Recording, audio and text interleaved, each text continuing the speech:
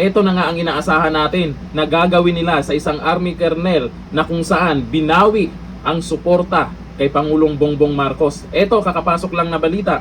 Army colonel ni-relieve matapos bawiin ang suporta kay Marcos Jr. Pero pinabilib niya ang mga netizens at mayroon ding isang retired general na bumilib sa ginawa niya sa tapang niya.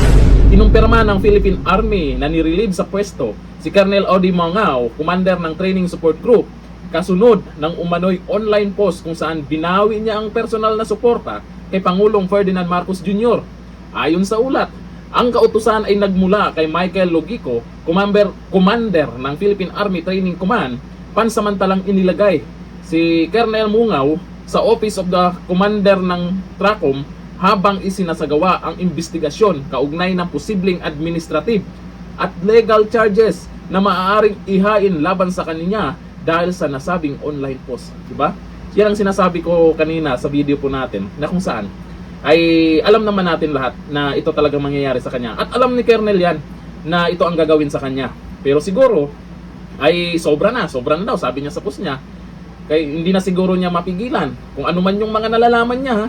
Kasi malamang may nalalaman po yan sa nangyayari po ngayon. Kaya nasabi niya yan kasi hindi naman siguro basta-basta na mag-withdraw to support yan nang walang dahilan.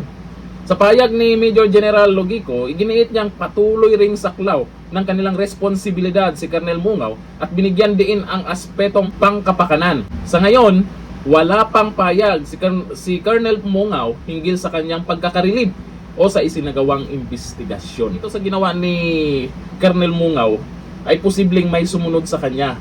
Kaya inaksyonan agad nila. Ito lang ang magandang nangyari dito sa ginawa po ni Colonel na kung saan maraming napabilib po dito. Isa po si Professor Malu.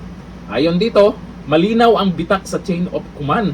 Ito ang reaksyon ng kilalang political strategist na si Professor Malu kaugnay ng naging hakbang ni AFP Colonel Odi Mongao na hayagang binawi ang personal na suporta nito sa Pangulo.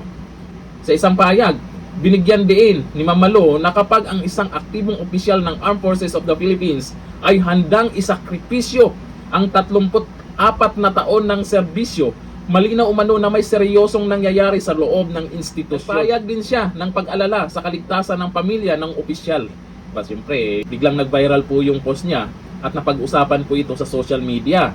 At nag-aabang din po yung iba na baka may gumaya. Hindi lang yan, maraming sumaludo dito kay Colonel Mongao. At isa itong retired general. Ito, nag-post din po sa social media. Isang sundalo ng konsensya si Colonel Mongao.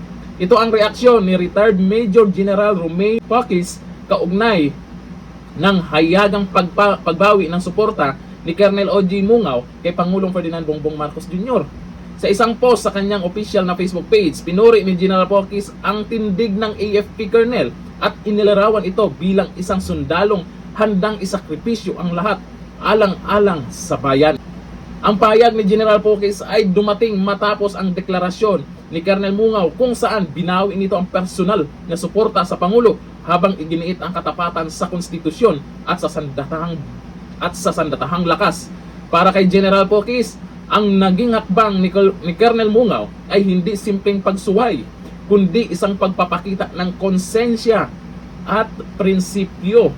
Isang katangian ayon sa kanya ay bihira at may kaakibat na mabigat na sakripisyo sa loob ng institusyong militar. Ang kanyang reaksyon ay mabilis na umani ng atensyon at muling nagpasiklab ng diskusyon hinggil sa moral courage, tungkulin ng sundalo at katapatan sa bayan higit sa sinumang pinuno. At mas marami pang ibang nagpakita ng suporta dito sa isang army colonel na kung saan ito ang totoong matapang. Alain mo, ang bilis ng aksyon nila dito sa post ng isang army colonel. Baka naman yung mga buhaya dyan, aksyonan nyo na. Dito na, thank you. Bye-bye.